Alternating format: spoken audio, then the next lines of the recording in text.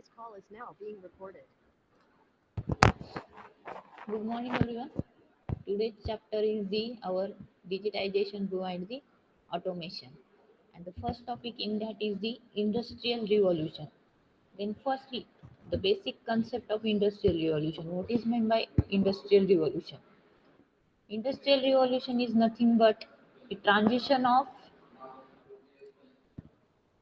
manufacturing process, old system and new system या दोघांमध्ये जे काही ट्रान्झिशन होत आहे industrial revolution was the transistor to new manufacturing process in Europe and United States in the period of about 1716 to 1820 or 1840. म्हणजे 1716 and 1814चा जो काही period होता त्या पिरियडमध्ये युरोप आणि युनायटेड स्टेटने काही इन्व्हेन्शन केले. ते इन्व्हेन्शन कशाच्या इन टर्म्समध्ये होते, मॅन्युफॅक्चरिंग प्रोसेस ज्या ओल्डेस्ट सिस्टीमच्या होत्या त्या ओल्डेस्ट सिस्टीमला काहीतरी न्यूमध्ये कन्वर्ट केलेलं आहे. मग लाईक ए स्टीम पॉवर, देन म्हणजे पॉवर जनरेट करायची but with the help of steam. म्हणजे इंडस्ट्रीमध्ये जे काही ओल्ड वेने जे काही मॅन्युफॅक्चरिंग होत होतं किंवा मॅन पॉवर जी जास्त लागत होती त्याला ओव्हरकम केलंय. मग industrial revolution was the transition to new manufacturing process in the Europe and United State in the period from about 1716 and near about it is up to the 1814. म्हणजे तुम्हाला जर suppose definition विचारली पेपरला what is mean by industrial revolution, तर तिथे तुम्ही म्हणजे note केलं पाहिजे की it is a new manufacturing process, transition to new manufacturing process. म्हणजे काहीतरी डेव्हलपमेंट होते का जी काही डे टू डे लाईफची मॅन्युफॅक्चरिंग प्रोसेस होत्या त्याच्यामध्ये काहीतरी ॲडिशनल थिंग्स इंट्रोड्यूस झालंय आणि मग त्याला काय आपण ॲज अ वर्ड यूज केलाय transition. Transition to the new manufacturing process. But कोणत्या कंट्रीमध्ये हे बिगिन्स झालं एकदम स्टार्टिंगला, Europe and the United State. आणि तो जो काही पिरियड होता त्याचा ही डेव्हलपमेंटचा तो near about 1716 and between 1820 to 1814. म्हणजे 1820 ते 1840 हा जो कालावधी होता. In between that period, this transition to new manufacturing is done by the European country or United States. For example steam power, water power. म्हणजे स्टीम पॉवर जनरेट केली, water through power generate केली आणि मग ती chemical process, suppose तुमची mechanical किंवा केमिकलची एखादी industry असेल तर केमिकल मॅन्युफॅक्चरिंगसाठी त्याचा यूज झाला. देन काही मशीन्स वगैरे असतील तर त्यांची प्रोडक्शन त्याच्या थ्रू जे होणार होतं ते इन्क्रीज झालं. देन आयर्न प्रोडक्शन जे काही प्रोसेस होत्या त्या इन्क्रीज झाल्या with the help of steam power and water power. Clear? Firstly what is mean by industrial revolution, definition clear झाली सगळ्यांना? कन्सेप्ट समजली का what is mean by industrial revolution? आणि मग त्याची नंतर टाईप्स आहे, मग त्या मॅम टाईप्सच्या परत एकदा अंडर रिपीट करा मला, थोडं नीट नाही समजलं. इंडस्ट्रियल रिव्हॉल्युशन, इंडस्ट्रीला डे टू डे लाईफमध्ये काहीतरी इन्व्हेन्शन करून न्यू याच्यामध्ये इम्प्लिमेंट करायचं. म्हणजे ट्रान्झिशन वर्ड कधी येतो, first to fourth, first to fifth, first to six. ज्यावेळेस असं first, second, third, fourth, six असं डे टू डे लाईफमध्ये किंवा डे टू डे त्याच्यामध्ये इन्व्हेन्शन होतात त्यावेळेस आपण ट्रान्झिशन हा वर्ड यूज करतो. मग इंडस्ट्रियल रिव्हॉल्युशन मीन्स वॉट, जे काही इंडस्ट्रियलचं वर्क होतंय, प्रोसेसिंग होते. आता ओल्डेस्ट सिस्टीम जर कन्सिडर केल्या तर कुठंच ऑटोमेशन नव्हतं, मॅन पॉवर जास्त लागत होती आणि मग त्याच्या थ्रू इंडस्ट्रीचं प्रोडक्शन व्हायचं आणि मग तुमची कोणती पण प्रोसेस जी काही सपोज जी काही प्रोसेस होती ती कम्प्लीट व्हायची. बट आता काय आलंय की सगळ्या इंडस्ट्रीमध्ये ऑटोमेशन आलंय. म्हणजे काय झालंय, ट्रान्झिशन झालेलं आहे. मॅन पॉवर जिथे जास्त लागत होती विदाऊट ऑटोमेशन ती सपोज थर्ड जनरेशन कन्सिडर केलं मीन्स थर्ड रिव्हॉल्युशन. आणि ऑटोमेशन आलंय तिथं न्यू काहीतरी आपण मशीन्स वगैरे किंवा प्रोग्रामिंगचे मशीन्स वगैरे घेऊन रोबोट्स वगैरे कन्सिडर करून तिथे इन्व्हेन्शन केलंय. मीन्स काय झालंय, ते ॲडव्हान्स सिस्टीममध्ये कन्सिडर होतंय आणि तुमची सिस्टीम इंडस्ट्रियलचं रिव्हॉल्युशन होतंय. म्हणजे त्याचं ट्रान्झिशन झालं from oldest system to new system. मग industrial revolution is nothing but transition to new manufacturing process. New manufacturing प्रोसेसला जी ट्रान्झिशन होते from oldest to new, it is called as a industrial revolution. Clear? But हे industrial revolution म्हणजे हे invention कुठल्या कंट्रीमध्ये firstly introduce झालंय, तर it is introduces in Europe and United State. म्हणजे कुठल्या दुसऱ्या कंट्रीने असं काही न्यू इन्व्हेन्शन केलं नाही, पण हे कुठल्या कंट्रीमध्ये जास्त झालं, युरोपियन कंट्री किंवा युनायटेड स्टेटच्या ज्या कंट्रीज होतात त्या कंट्रीजमध्ये इंडस्ट्रियल रिव्हॉल्युशनची स्टार्टिंग झालेली. आणि तो कोण period for that is the near about 1716 म्हणजे 1760 और इन बिटवीन 1820 टू 1814. 1820 ते 1840 हा जो कालावधी होता, याच्यामध्ये युरोपियन कंट्रीने न्यू टेक्नॉलॉजी डेव्हलप केल्या आणि त्या इम्प्लिमेंट केल्या. मग त्या न्यू टेक्नॉलॉजीमध्ये कुठले पॅरामीटर कन्सिडर केले, that is the increase the production method to machines और new chemical manufacturing process with the help of steam power and water power. Clear? समजलं का पार्टिसिपंट? Yes ma'am. ओके. तुम्हाला असं क्वेश्चन पेपरला येऊ शकतो, industrial revolution was initiated in which country और in which state नाही, इन विच कंट्रीज येईल, कारण की पहिले तर युरोप आणि युनायटेड स्टेट ह्या दोन याचं तुम्हाला लक्षात असलं पाहिजे की तिथपासून इंडस्ट्रियल रिव्हॉल्युशन स्टार्ट झाली. मग त्याचा तुम्हाला इयर पण विचारला जाऊ शकतो, कारण की हा टोटल MCQ बेसचा क्वेश्चन पेपर आहे तुमचा. मग 1760 हा मेन पिरियड आहे त्यांचा, बट म्हणजे तो सोडला तर त्याच्यात थोडं पुढे 1840 म्हणजे 1840 पर्यंत ही जी काही इंडस्ट्रियल रिव्हॉल्युशनची प्रोसेस आहे ती होत होती. तर हे काही की पॉईंट आहे ते कुठेतरी नोट करत चला. म्हणजे MCQ फॉर्मॅटचा पेपर हा असाच असतो की जे की पॉईंट येतात ते तुम्ही नोट करणार, त्याच्यावरती तुम्हाला MCQ विचारले जाणार. Clear? What is mean by industrial revolution? Participant clear का? अरे रिप्लाय करा. Yes, ma'am. Next point is there is a versions of 4 versions of industrial revolution: version 1.0, version 2.0, version 3.0 and version 4.0. These are the versions of industrial revolution. First version is the in 1716, म्हणजे पहिलं version असेल ते 1716च्या near about असेल. Version 2.0 त्यानंतर develop होईल, version 3.3 after that, and version 4.0 is the nowadays. म्हणजे आता industry 4.0 हा जो काही आहे तो आता करंटली आपल्या स्टेटमध्ये किंवा अदर स्टेटमध्ये रन होतोय. मग इंडस्ट्री 4.0 च्या अंडर कुठल्या टेक्नॉलॉजीज आहे? मग industry 4.0 is what is mean bye actually industry 4.0. तर आपण फर्स्ट वन बाय वन बघूया की which are the parameter considered in version industry revolution version 1.0, then industrial revolution version 2.0, industrial revolution version 3.0 and industrial revolution version 4.0. तर तुम्हाला MCQ येऊ शकतो की हेडिंगला दिलं इंडस्ट्री रिव्होल्युशन 4.0 आणि खाली त्याचे पॅरामीटर दिले, तर कुठला parameter is included under the industry revolution 4.0 हे तुम्हाला माहित पाहिजे. तर वन बाय वन आपण एक एक एक एक आता स्टडी करूया.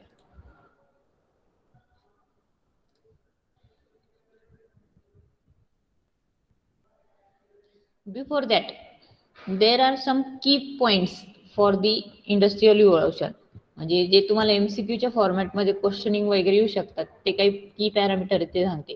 The first industrial revolution begins in the great Britain in 17 and 18, म्हणजे 1760 और 1820 और 1840 असं मी तुम्हाला पर्टिक्युलर वर्ड सांगितलं होता. But it is begins in the great Britain in the period of 1718. Then the American Industrial Revolution commonly referred to as second industrial revolution. अमेरिकेमध्ये जे काही इंडस्ट्रियल रिव्होल्युशन झालंय ते सेकंड इंडस्ट्रियल रिव्होल्युशन. म्हणजे first हे great ब्रिटनने initiative घेतलाय, तिथे ते बिगिन्स झालंय. सेकंड इंडस्ट्रियल रिव्होल्युशन हे म्हणजे जी काही न्यू टेक्नॉलॉजी सेकंड रिव्होल्युशनच्या अंडर जी डेव्हलप झाली असेल ती अमेरिकेमध्ये झाली, म्हणजे अमेरिकन इंडस्ट्रियल रिव्होल्युशन. किंवा मग अमेरिकेच्या जे काही असतील कुठल्या कंपनीज तिथं ते इन्व्हेंट झालंय. And it is started in between 1820 and 1870. म्हणजे second industrial revolution was invented in the American Industrial Revolution in the period of 1820 and 1870. Then both the industrial revolutions lead to invention that includes the telephones. मग कुठल्या things were त्यांनी invention केले? तर first one telephone. टेलिफोनची जी काही first telephone जो काही invent झाला असेल तो 17 मध्ये किंवा 18 मध्ये किंवा 1820 और 1817 मध्ये तो डेव्हलप म्हणजे इम्प्लिमेंट झालाय. देन द स्टीम इंजिन, जे स्टीम इंजिन इंट्रोड्यूस झालेलं आहे, स्टीम इंजिनची जी काही स्टार्टिंग आहे ती कुठे झालेली? इंडस्ट्रीवर रिव्हॉल्युशन 1 मध्ये पण आहे आणि सेकंड मध्ये पण आहे. देन द सिविंग मशीन, म्हणजे तुमचं जे काही मशीन आलंय शिलाई machine, this is also invented in the industrial revolution second. म्हणजे इथं काय आहे, कुठला पॅरामीटर त्यांनी सेकंड मध्ये इन्व्हेंट केला की याच्या आधी ते कोणाला इन्व्हेंट करता आलं नाही? Steam engine, sewing machine, telephone, x-ray, light bulb. Bulb पण म्हणजे 1820 1870 मध्ये इन्व्हेंट झाला, but it is invented in the American industrial revolution. म्हणजे इंडस्ट्रियल रिव्हॉल्युशन सेकंड हा जो पार्ट आहे त्याच्या अंडर अमेरिकेमध्ये लाईट बल्बचं इन्व्हेन्शन झालंय. अँड द कंबस्टिबल इंजिन, म्हणजे कंबशन इंजिन, स्टीम इंजिन हे इंडस्ट्रियल सेकंडच्या अंडर डेव्हलप झाले by the American countries and in the period of 1820 and 1870. Clear? हे मी काहीतरी की पॉइंट सांगते का याच्यावरती तुम्हाला एमसीक्यू विचारल्या जातील की suppose X-ray machine is invented by dash dash industrial revolution, तर तिथे तुम्हाला अंडरस्टँड झालंय it is invented under the first and second. Both option असू शकता, आयदर 1 और आयदर 2 असं पण विचारलं जाऊ शकतं. Clear up to this participant? Clear? Yes, ma'am. Then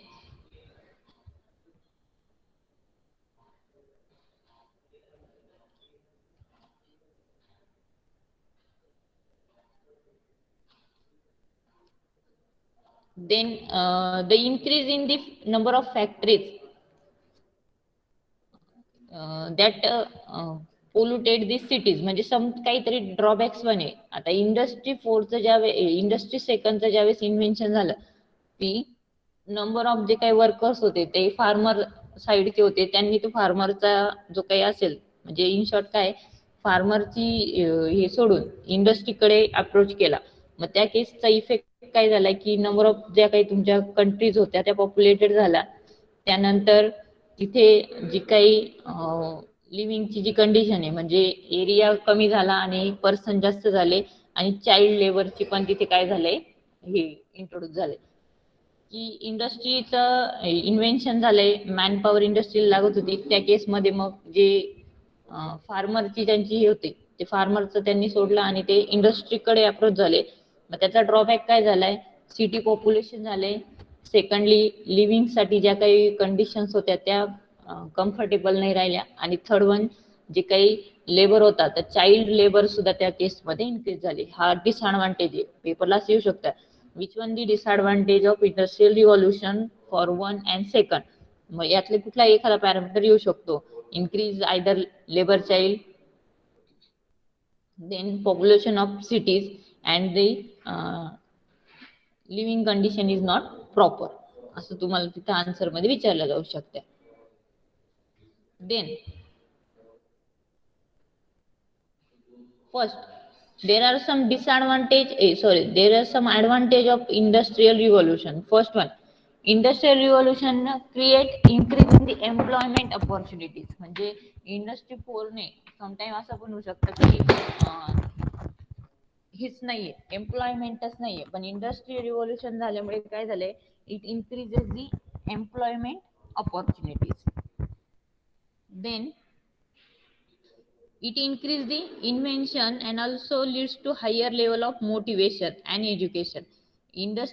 industry revolution झाल्यामुळे काय झालंय की तिथे पीपल्स मध्ये अवेअरनेस क्रिएट झाला की एज्युकेशन हे असलं पाहिजे. आणि सेकंडली काय मोटिवेट केलंय की त्याच्या थ्रू शेवटी मनी त्याच्या थ्रू इन्कम होत होता म्हणून तिथे मोटिवेशन क्रिएट झालं. And secondly it increase the education awareness in the people.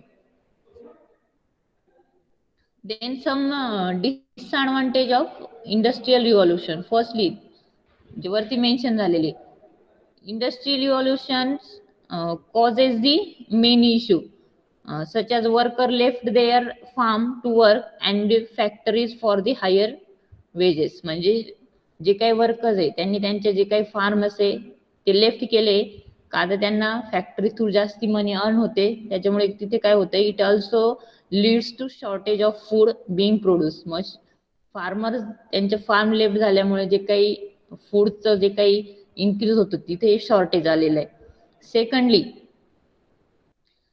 The sharp increase in the number of factory leads to increase and urban population. म्हणजे जिथं सपोज मुंबई सारखा एरिया कन्सिडर केला, इंडस्ट्रीचं revolution झालं म्हणजे तिथे नंबर ऑफ जे काही वर्कर आहे ते जास्त आले, त्यामुळे तिथली जी सिटी आहे ती पॉप्युलेशन मध्ये गेली. हा सेकंड त्याचा डिसएडव्हान्टेज झाला.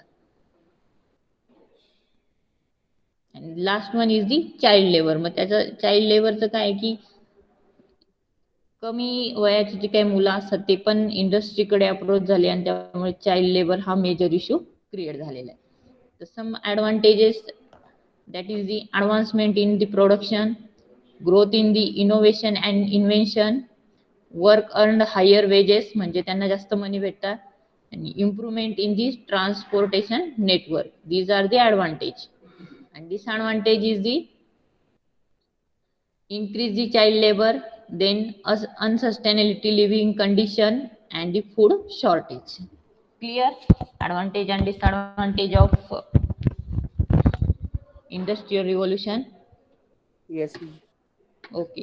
ॲडव्हान्टेज काय आहे की प्रोडक्शन मध्ये ॲडव्हान्समेंट झाली आहे, then invention and innovation that is the motivation create झाले, देन वर्करला हायर वेजेस अर्न झाले, दॅट मीन्स दी जास्त मनी भेटलाय, and last one the improvement in the transportation network. हे ॲडव्हान्टेजेस आहे. डिसएडव्हान्टेज काय आहे की चाइल्ड लेबर इन्क्रीज झाले, सेकंडली लिव्हिंग कंडिशन अनसर्टिनिटी झाली, म्हणजे प्रॉपर लिव्हिंग कंडिशन राहिली नाही बरं पीपलची किंवा वर्करची, आणि थर्ड काय आहे की फार्मरने त्यांचं फार्म लेफ्ट केल्यामुळे फूड शॉर्टेज क्रिएट झालंय.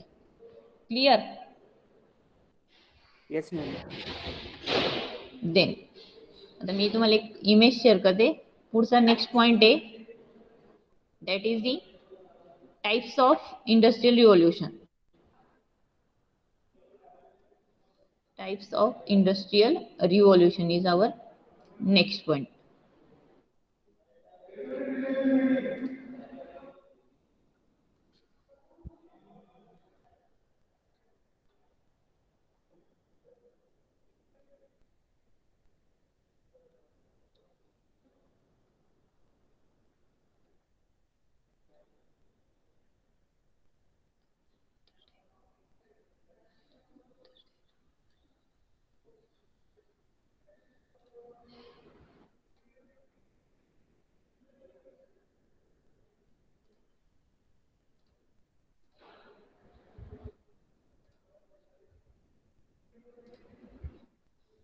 डायग्राम दिसते पार्टिसिपंट? हो मॅम.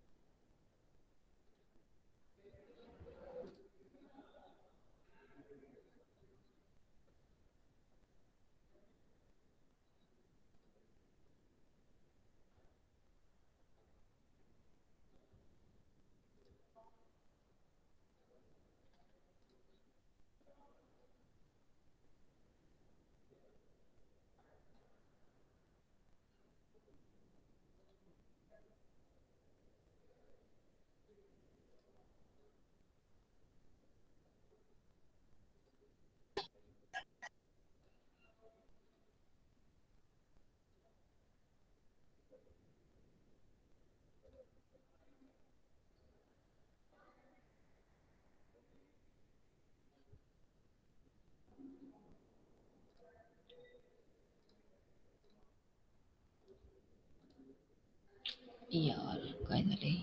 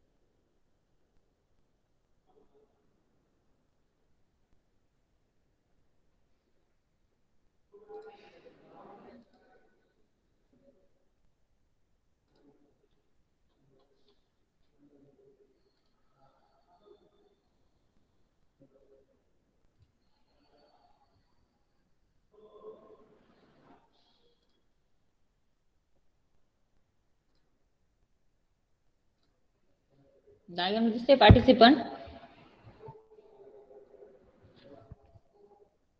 हो ma'am. Yes, ma'am. Okay.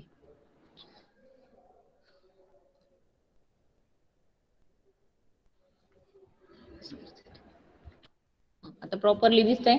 First one, there are four types of industrial revolution, that is the industrial revolution 1.0, industrial revolution 2.0, industrial revolution 3.0 and industrial revolution 4.0. In industrial revolution 1.0, it follows the water and steam power mechanism manufacturing facility. म्हणजे water आणि steam power generate करून mechanical manufacturing साठी ज्या ज्या facilities आहेत त्या industrial revolution 1 या part मध्ये इन्क्लुडेड झालेल्या आहे. इंडस्ट्रियल रिव्होल्यूशन 1.0 मीन्स काय तर त्याच्या थ्रू वॉटर अँड स्टीम ह्या दोन पॉवरचा यूज करून मॅन्युफॅक्चरिंग प्रोसेसला इम्प्रुव्हमेंट केली आणि it is end at the 18th century. म्हणजे 18th सेंचुरीच्या एंडला तुमची इंडस्ट्रियल 1.0 हा एंड झालेला आहे. Then industrial revolution 2.0, it follows the introduction of electricity powered mass production based on the division of labour. म्हणजे सेकंड जी इंडस्ट्रियल रिव्होल्यूशन मध्ये काय आहे, इलेक्ट्रिसिटी प्रोडक्शन हा पार्ट इंट्रोड्यूस झालेला आहे. म्हणजे इंडस्ट्रियल रिव्होल्यूशन 1.0 च्या अंडर इलेक्ट्रिसिटी प्रोडक्शन हा पार्ट नव्हता. म्हणजे इलेक्ट्रिसिटीचं जे काही इन्व्हेन्शन आहे ते कुठून स्टार्ट झाले, start of the 20th century. म्हणजे 20th सेंचुरीला तुमचे काय इलेक्ट्रिसिटी जनरेशनचा पार्ट हा इंट्रोड्यूस झालेला आहे आणि it is included in industrial revolution 2.0. मग पेपरला तुम्हाला असं येऊ शकतो, इलेक्ट्रिसिटी जनरेशन और electricity production is under the which industrial revolution. मग तुम्हाला तिथे आयडेंटिफाय करता आलं पाहिजे industrial revolution 2.0 is the part of electricity production. Clear this to industrial revolution 1.0 and industrial revolution 2.0. हे दोन्ही समजले का? वनच्या अंडर काय water and steam power generate करून मॅन्युफॅक्चरिंग प्रोसेसला इम्प्रूव्ह केलेलं आहे आणि सेकंड मध्ये काय आहे, it follows the production of electricity. Simple एवढं लक्षात ठेवा, production of electricity is under the industrial revolution 2.0. Clear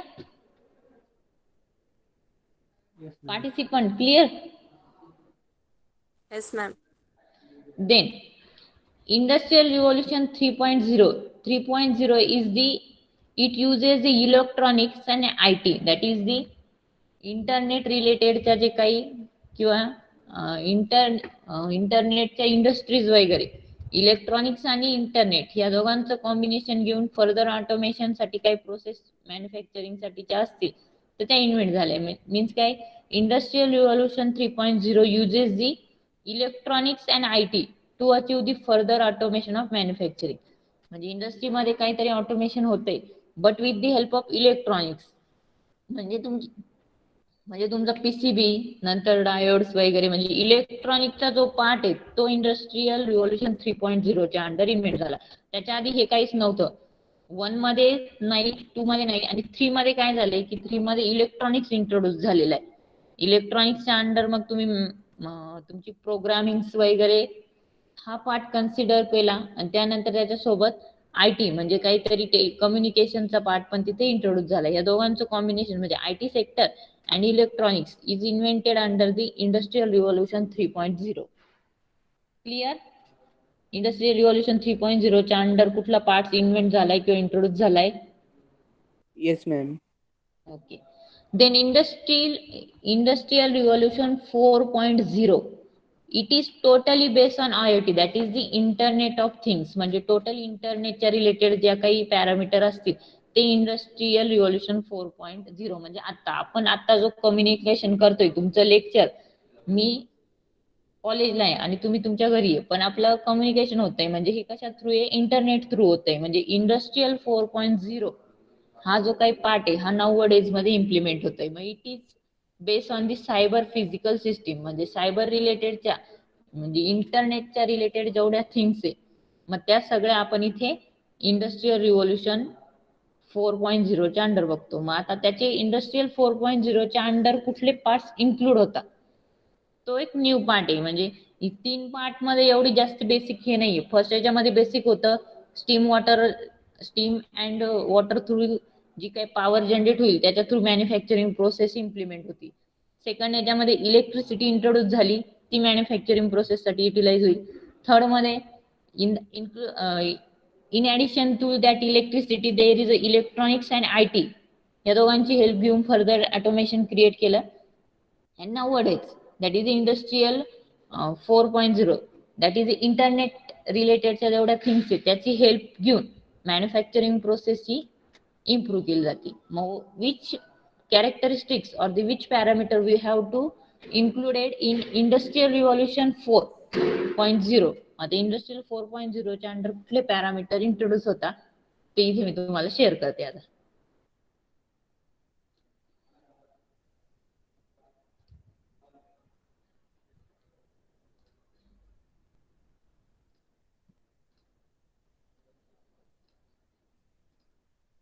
diagram share झाली,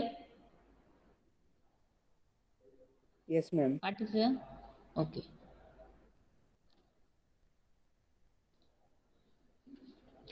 Characteristics or the parameter we have to consider in the industry revolution 4.0, त्याला short मध्ये name असं असतं पण industry 4.0. First one big data, म्हणजे आपल्याकडे जेवढा काही डेटा आहे तो आपण इन टर्म्स ऑफ CD वगैरे मध्ये तो स्टोअर करून तो कन्सिडर करतो. तर तो बिग डेटा हा एक कॅरेक्टरिस्टिक म्हणजे इंडस्ट्री 4.0 च्या अंडर येतो. देन ऑटोनॉमस रोबोट्स हे जे काही आता न्यू इन्व्हेंट झालेले मोस्ट ऑफ कंपनीमध्ये वगैरे किंवा रोबोट हा 90 डेजचा सगळ्यात जास्त इसेन्शियल पार्ट आहे. त्याच्यावरती सगळ्यांचे इन्व्हेन्शन चालू आहे. तर तो पण इंडस्ट्री 4 चा पॅरामीटर येतो. Then cloud computing, computer related म्हणजे क्लाउडच्या रिलेटेड काही डेटा असेल तर आपण तो क्लाउडवर सेव्ह करतो. म्हणजे computer cloud computing is under industry 4.0. Then internet of things that is IoT. Internet of things म्हणजे आता आपण करंट मी तुम्हाला एक्झाम्पल दिलं, it is under the internet of things. Then additive manufacturing, internet of थिंग्सची help घेऊन जे काही ॲडव्हान्स मॅन्युफॅक्चरिंग होतं it is under the industry 4.0. Then cyber physical system, it is under also the internet things. Then augmented reality, internet of service, simulation, म्हणजे it is related to our software, म्हणजे software रिलेटेडचा जेवढा बी data असतो तो industry 4.0 च्या under येणार. Simulation means काय, प्रॅक्टिकली मोठे एखादा आपला स्टीम पॉवर प्लांट आहे किंवा तुमचा हायड्रो पॉवर प्लांट आहे. पहिले त्या हायड्रो पॉवर प्लांटचे असे पण काही प्रोजेक्ट्स असतात की ते सिम्युलेशनच्या अंडर रन करून बघितले जातात आणि मग ते ऍक्च्युअल मध्ये इम्प्लिमेंट होतात.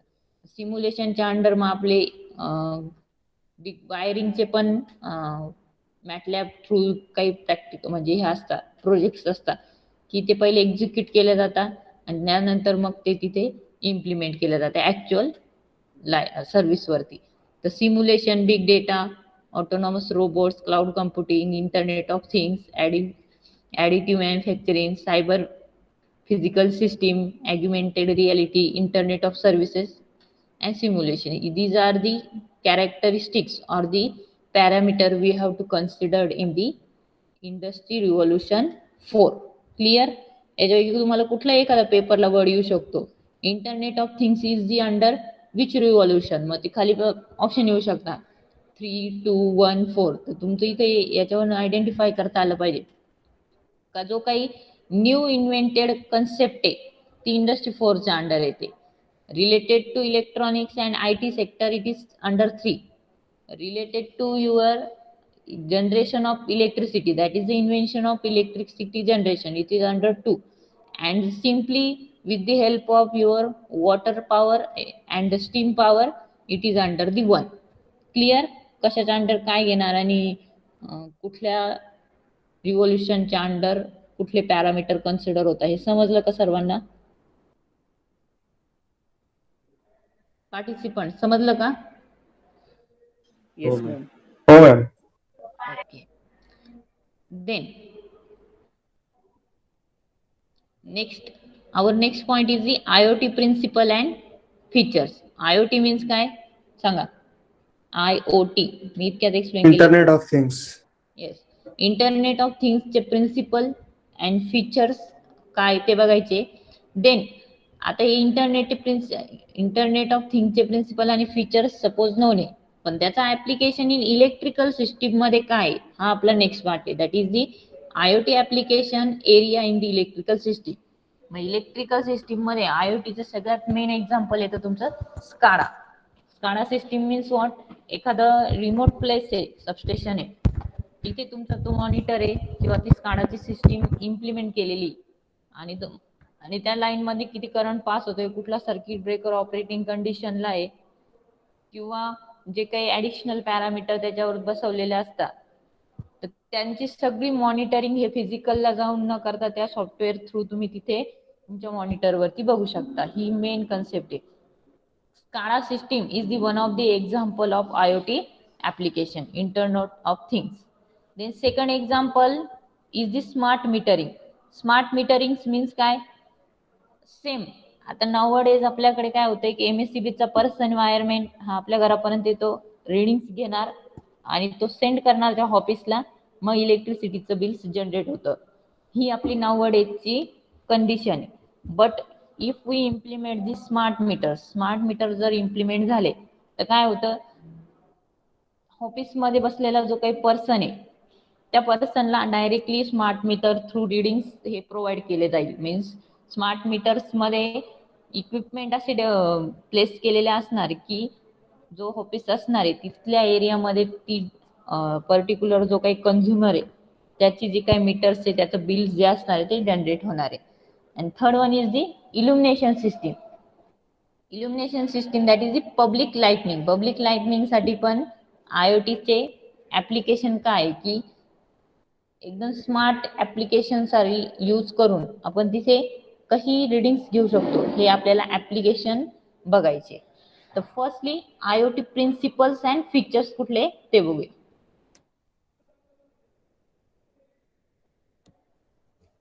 First one, there are basically 7 to 8 principles of Internet of Things. First one, big analog data. Then second one is the connectivity. Then real-time monitoring. Then the spectrum of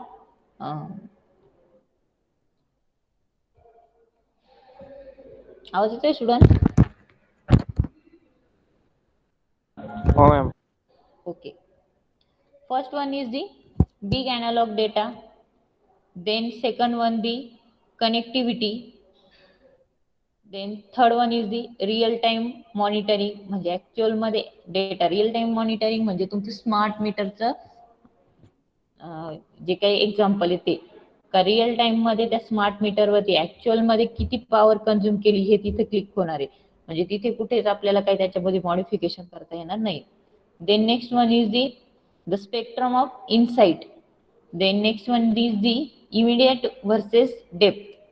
Then shift left and last one is the next V. आता हे जे points आहे तर याच्यामध्ये V means काय आहे? Volume, velocity, then value, visibility.